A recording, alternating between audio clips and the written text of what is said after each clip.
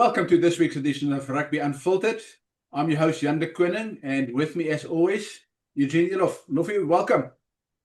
Hi, Jan. Thanks again. Another week, a lot of rugby that passed this weekend that was interesting. And I see that you went to Rassie's press release. What happened there? Yes, Eugene, it was an hour-long session, so a lot of things were said. But I think the important news is I specifically asked Rassie about Tony Brown because of all the rumors. I mean, we spoke about it last, whether he's going to be here or not. And Rassie made one very important, and I'll play the clip for the viewers so they can see and hear for themselves exactly what Rassie said. But the important part is, Eugene, is that Tony has confirmed to Rassie that he will commit to 2027 World Cup. What Rassie hasn't said, and what Rassie didn't say, they want to keep Tony, but Tony hasn't committed past 2027. He's got an offer. So SA Rugby has offered Tony Brown and the other coaches, Felix and Alan and those guys, they offered all the Rassie's backroom staff contracts till 2031, which is a good thing. Continuity is a good thing. But none of them is accepted. I know Rassie has signed till 2031, but unfortunately, none of the other guys have signed. And Tony Brown admitted that he wants to coach the All Blacks. So he's going to stay till 2027. And that means that what has not been said in this case is more important than what has been said. The fact is he's keen to move after 2027. If he gets an offer, I mean, obviously he's got no offer. I think, I know you've got a view about this, but there's something I need to touch on quickly. The All Black process, the coaching process has been explained this week as well. So they put out a statement about the whole process. And they make one thing very clear. They want New Zealand coaches with international experience as a head coach. That stipulation tells us they limit it to a very small. So Vern Cotter has already ruled him out. We know that Joe Schmidt is not keen on the job because of the health issues in his family, so with his son and so on. So I think it narrows it down to a pool of Jamie Joseph, and then we know that Tony Brown. So Tony Brown's made it clear he wants to coach the All Blacks. So I think the reality is that Saro's got a fight on their hands to keep Tony Brown if they want to keep him beyond 2027. Yes, Sean, the one thing that I like, the New Zealanders, the All Blacks or New Zealand Rugby Union have put out a committee and a subcommittee, and they've started with the process. The one thing that I do like is that they're looking at coaches from New Zealand, from their own country. That's the one. The second one is that the coach must have experience. So, as we also discussed last week, I believe that Tony Brown will stay until 2027, and he will see his contract and he'd like to rule the World Cup with us. I also think I understand that other guys did not extend it, but what has happened to about the South African coaches? Don't we have good enough coaches to fill those spaces so that we need to contract them again? And I agree with you about the continuity, but somewhere there should be a few young South African coaches putting up their hands to be part of the Springbok setup. For instance, Kevin Foot now, if he has another good year with the Baby Box and guys that have been coaching. So I just think I can 100% understand the thought process behind contracting them till then. But is there a pathway for our own South African bred coaches? I agree with you. Perhaps that's another very big sticking point is the pathway for coaches in this country. Is it as clearly defined? We know what the pathway for players are. I mean, Rassie and them have said it numerous times that they identify players at a young age, under 13, under 15 level, and they put them in the system, and they get invited to camps and to for tournaments and stuff. So we'll have the Ikawa week, we'll have the other weeks, and then you get the Craven week. So they follow that, and those players get put into the system. There are the obvious ones, the late comers, the late bloomers that miss perhaps the Craven week, but then come through later. And now I think there is room for that. There is a pathway for that. But I agree with you that perhaps in this is a good example of why we should look at the actual pathway for coaches going forward. I mean, Rassie, we know Rassie, the way he operates. And if he wins another World Cup, he wins the World Cup next year, Nobody's going to complain about the foreign coaches he's got, just like they didn't complain in 2007 with Jake White, or when Eddie Jones helped, or with Rassie in 2019 and Rassie in 2023. So as long as the team wins, it's fine.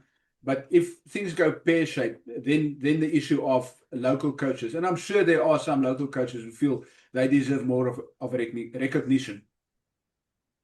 Yes, and that's my point. I can fully understand also Rassie's thought process behind getting this coaches, because they are the best in the world in their specific fields.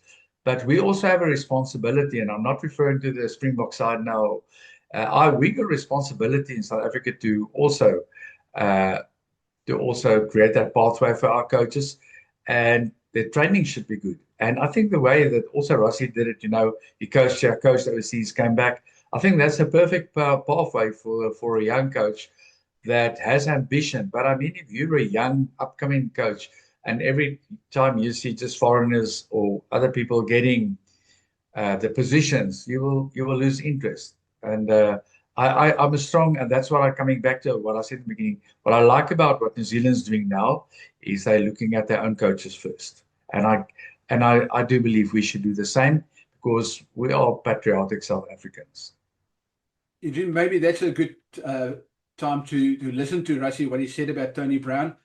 And then we'll carry on with the rest. We've got some interesting stuff around about Andre Esterhuizen and the Sharks captaincy, and John Dobson and the closure of the institution in Cape Town and the impact those have. But before we get to that, let's listen to Rassie, what he said about Tony Brown. Our experience from previous World Cups, and I mean, even 2011, when I was a bit part of 2007, I mean, part of the World Cup planning there.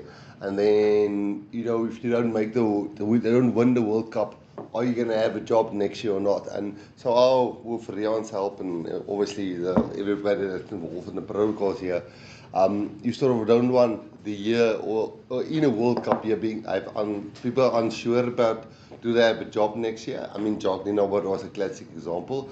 So the big thing was everybody signed till 2027, and then I've spoken to Tony many times. Would you like to coach the All Blacks? Even before we got him on board, he was honest. He said, yes, I want to coach the All Blacks one day, and he's committed until 2027, and yeah, it was just a bit frustrating when people were suggesting that there's a possibility of him leaving us prior to finishing his contract with us.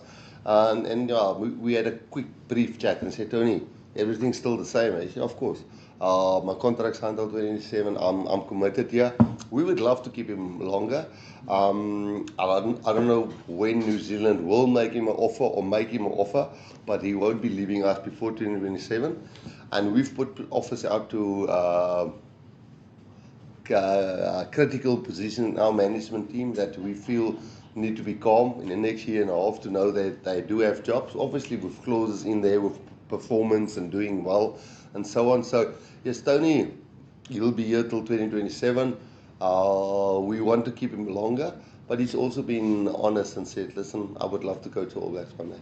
Adrian, we've heard what Rassie said, so maybe now we can move on to the next. I think it's important that we look at some of the local teams who's made some coaching changes, and one of those are the Sharks. We had John Plumtree, who in December finished off. They say, I love how they always say by mutual consent. Like they really agree, like you're going to walk away when you in the middle of a season.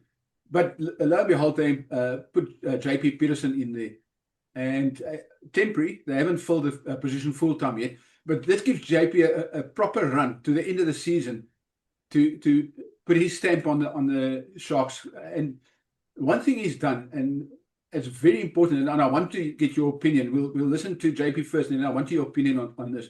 But JP took Andre Esterhuizen, and even though he's got guys like Bongi, who's captain the Springboks, and Siao, who is the Springbok captain, he's got guys like that in his team, experienced players. He decided to take Andre Esterhuizen, who he sees as a true thoroughbred Shark, who understands the culture in Durban, who understands the players, and who has the respect of the players. So JP made Andre the captain, and the results are obvious. And he said it again, and we'll listen to the clip now, to the question of what there's a big change that he made. Why is the Sharks suddenly winning? They win because the players respect the captain, the players play for the captain, they play for the jersey. So let's listen to what JP said, and then Eugene, I would like your input on the importance of a captain. You must give credit to the players. Huh? Some Springboks, those guys have played for a long time, and guys like Nick Hatton, like young Oaks, put their hand up. Patu put their hand up today. Plays for 30 minutes hard. To challenge himself against Netherlands, Springbok. He showed today that he's, and we lose Bongi early on captain's run. Saki coming in on 2, Bester coming on. So we had a bit of changes in the week, but it just showed the character. I think Andre leading well, and he challenged the group, and you can see when he plays well, the team plays well again. And I just love the way he carries the team. Yeah, I think the first change was Andre making him captain, old sharp boy. No Durban in and out, love and breathe Durban. Was a change. What I did well was, I think I just keep the group we need to qualify for for playoffs in the URC. That's the goal. Get a good leadership group with Emil. You can see Emil was massive today in the lock department. There's a lot of things that happen. I think it's just to get for rugby players is to keep the plan simple and to be alive with Andre and to express yourself on the field. And obviously, I'm the guy that takes responsibility off the field. Around the injuries, I know you touched on it briefly, but firstly, Bongi, what exactly happened with him? Yeah, he's a calf. Calf. So is that serious enough for next week, or don't you know? He's in contention for next week, but we'll make a call probably late in the week again. Yeah, and then the 3 loose forwards, what type of injuries are those?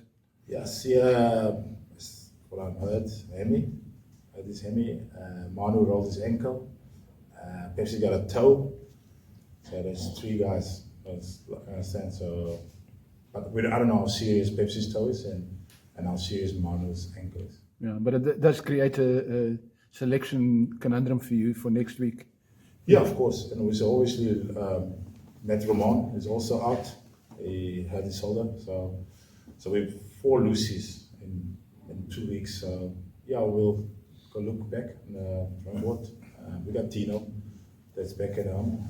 We got Luet, Conneral is there. And we got Andre Esthuizen.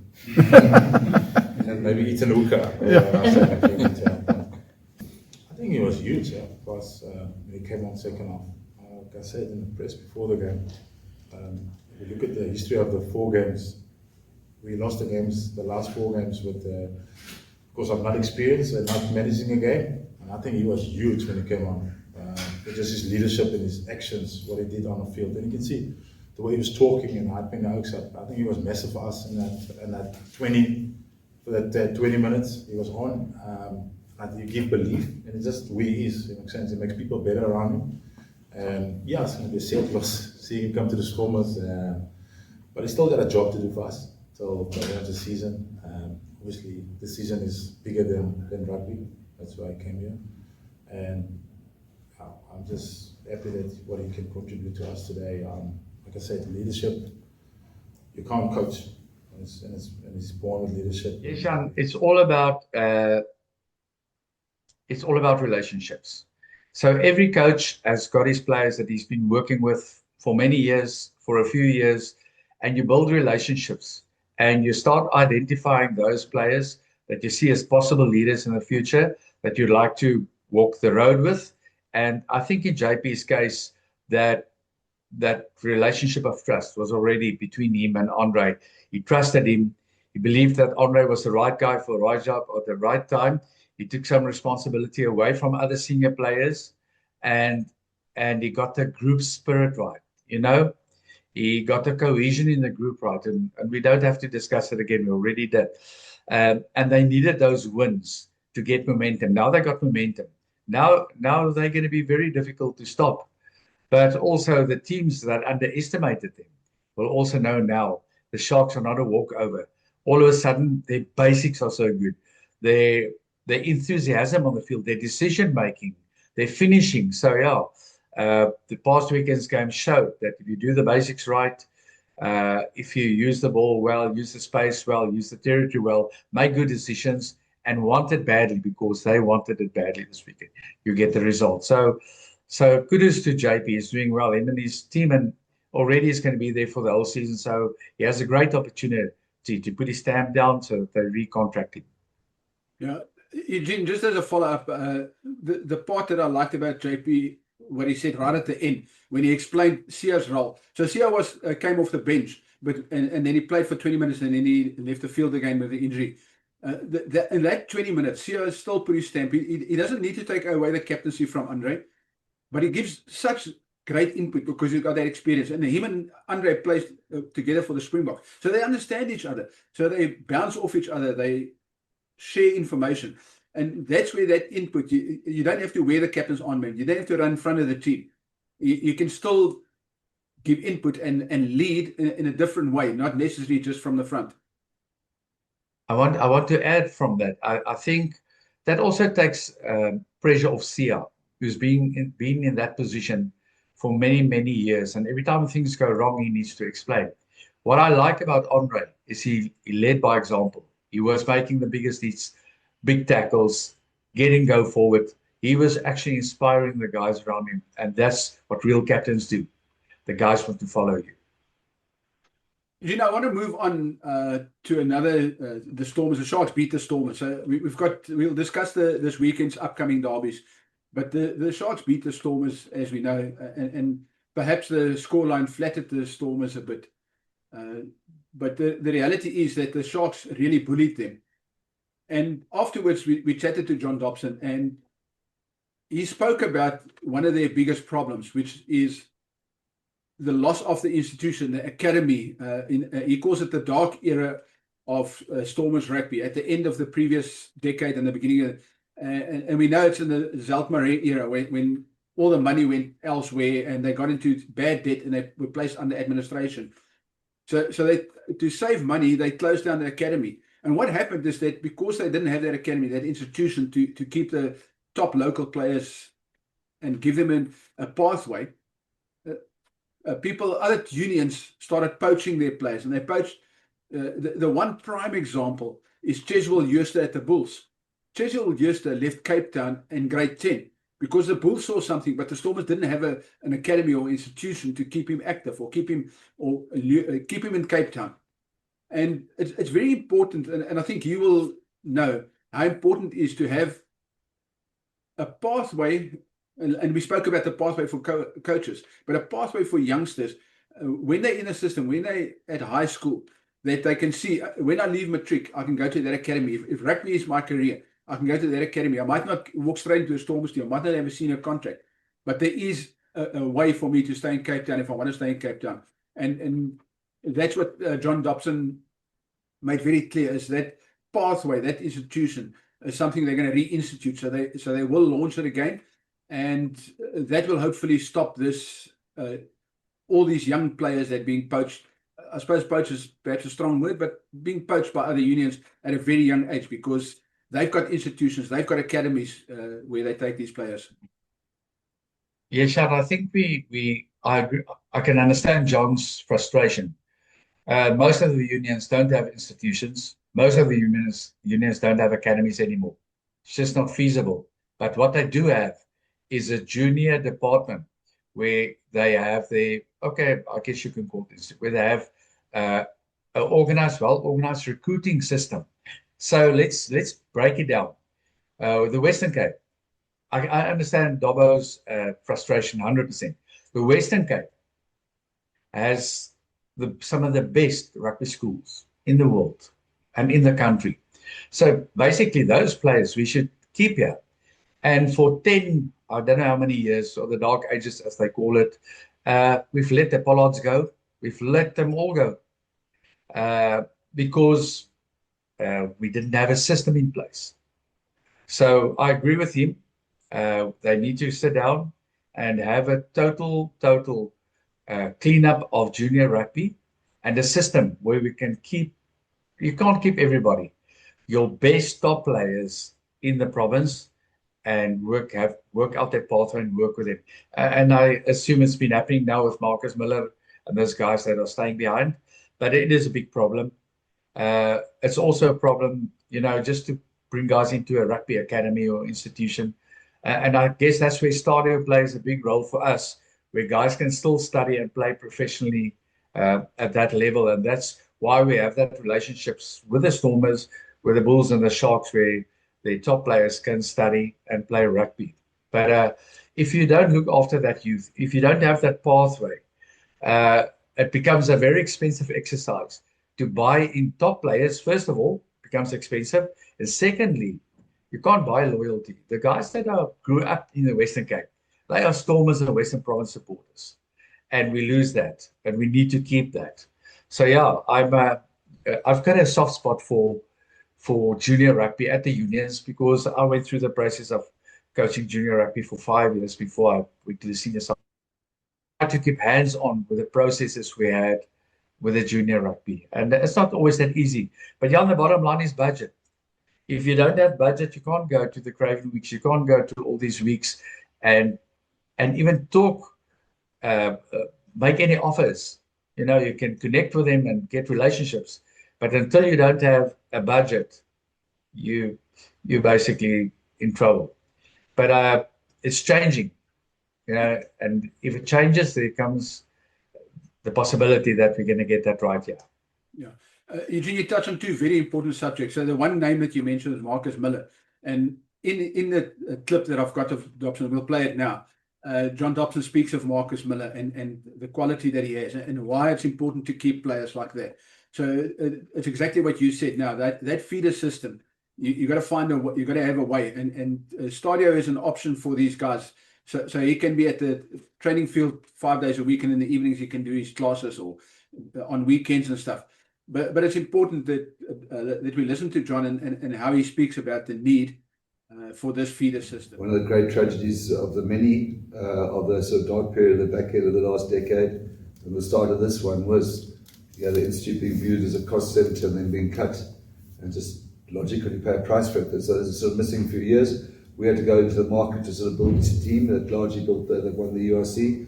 But since his under 21 team, and we kept them together with guys like Connor and Emmy and Paul, and that started to produce. And now if we open our own institute, we had Marcus Muller training with us. I know he's a big name, he's a proper player.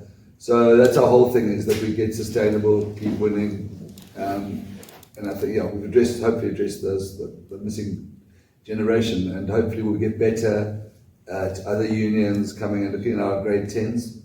That's often we miss. I understand the Craven Week thing, that's a baton, and I think we're on top of that. And that's obvious one, if you know what I mean. But it's when Chiswell Urstel, who else left in grade 10, I think something at the top of my head. But that's where we have to be much sharper. The way you lost it, I mean, you've been saying a long time that, a defeat might come. But the way you guys lost it, the number of 22 entries, I mean, I think there were 10, if the stats are correct. I mean, 4 lineouts that you lost, 15 turnovers, 15 penalties. That's not a Stormers performance, is it? Yeah, I think you hit the nail on the head. I thought it was exactly what we talked about afterwards. Both sides of the lineouts. That's the penalties we conceded, penalty try conceded on Morley. You go up, you throw somebody across, you do the same thing the next line out, of course you're going to warn him. So, and the entries. So I think that and the discipline. I think, I don't mind. Just foul play penalties are frustrating, tackling guys in the air, whatever else we did. So I agree, that's exactly right. Yeah, so I mean, obviously you got the advantage that you travel to Durban next week and you get a chance to put it right. Yeah, that's what we talked about. It's a silver lining, I suppose, of a dark cloud. I think there's an element, Sash talked about it after the game, there's an element that bogey is off our back. But and I think what is nice is it didn't feel like we were. I don't want to say we beat ourselves, because I thought the Sharks are very good. Their plans were good. They were organised. They played with passion. You could see how they defended. They had somebody else had really good plans. But had we addressed those things that you started this question with, I think the score could have been in our favour. So we won't do what happened. If you looked at the URC stats before this round, number 1 lineup, number 1 ball, number 1 scrum, and all today didn't get that picture. So, but we'll be back next week. I don't, but as I said after, it was a curious game, and often when we lose games, when we lose, you think, oh, we didn't work hard enough, or that I didn't fault the effort or the work rate or the desire to win. And in fact, at some stages, until those lineouts that Jan refers to, those going about sort of typical performances of this year, 65 minutes, they start getting the dominance. And the truth is, we have those lineouts, you write one couple down here, and then probably the match turning one on 68 or 69 minutes, where we were 5 yards on 22-12, we score there, ends up with a yellow card and a penalty. So that was the big. It felt like then it was almost going to be like one of those performances, didn't it? Yeah. Before we say goodbye, I think we need to talk about the two big derbies this weekend. The one up north between the two teams on the other sides of the Jukskei. That's going to be massive. The Bulls are getting a few star players in. The Lions are in a position where they're playing at home and they believe they can beat the Bulls. That's going to be one massive game. The Bulls, like the Sharks, have made the turn. I'm looking forward to that. To that match, and it's a one very difficult one to predict. My Lion heart will always say the Lions, but the Bulls have been playing good rugby and they're improving. But the bigger one for me after this weekend shock of the Stormers and Sharks, and if we go back, I predicted that if the Stormers if they're going to arrive not ready for the Sharks, it's going to be a long day, and that's exactly what happened. I'm sure Dobbo and them would have watched the videos, have identified what went wrong, and they'll fix it this weekend. So that is going to be just as big as match. So this weekend in South Africa, I reckon, is the biggest rugby weekend we've seen in a long time, and very difficult to call a winners because the teams are so close. The margins between the teams are so close. I'm looking forward to it. Eugene, I want to touch on the Ellis Park game first. I just hope, and you're right, it's a massive game. The Jukskei derby is always a massive game. It's brutal. And it's fun to watch. I mean, I've watched enough of them since the days of Transvaal and Northern Transvaal. So, they are always, the same with the Coastal derby. It's always massive, brutal derbies. But I just hope that they're spectators. It's so sad to see only 2,000 people turn up for such a big game and two such good teams. So hopefully this weekend we got 10, 15, maybe 20,000 people. I know in a 62,000 seater stadium it still looks empty, but I think if we get 10,000 or 15,000 people, it's already a massive improvement on the 2,000 a week that we've seen. So that for me, that's the big wish. My wish for the week is to see some people at Ellis Park, some real spectators, that we don't have to listen to canned noise and some DJ trying to entertain the Dutch judges in the empty stadium. And then obviously in Durban, we know we've had a sellout in Cape Town. I think we're going to have another sellout in Durban.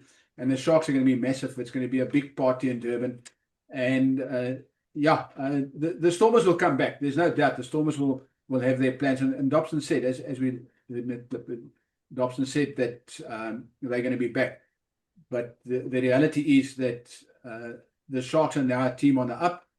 And if they believe and they have all their players, they haven't. I know that JP Peters' clip earlier, he spoke about his injuries, but I think he'll be fine. He's got enough depth, and even if Andre Eschlesen has to play on the flank, he's done a good job for the Springboks. So I'm sure the Sharks will be ready for whatever the Stormers throw at them. And yeah, it's going to be an entertaining afternoon. So for the guys can get their bras out in the cold refreshments and have a good day at the office or in front of the television. I'm gonna put you on the spot. What is it? What are your predictions for the game up north? Definitely the Bulls. I think the Bulls are going to win because I think they just got a player like Pollard. So the Lions have got Chris Smith, and his tactical appreciation is not nearly as good as Pollard. So I think that's where the Bulls have got the edge, and that's where they're going to win the game. Okay, I'll say Lions by 3. Okay, the Sharks, Stormers?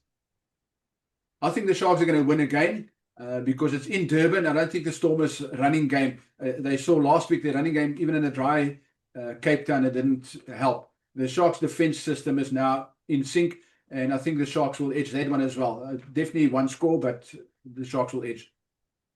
I agree with you, but because I'm now my second team are the Stormers, I'm going to go Stormers by 3. They're going to cause the upset. There we go. there you have it. Let's see who of me and Loffie. Last week, Loffie was right and I was wrong. Let's see who's right and wrong this week. Till next week, from myself, Jan de Koning, and Loffie, cheers, guys.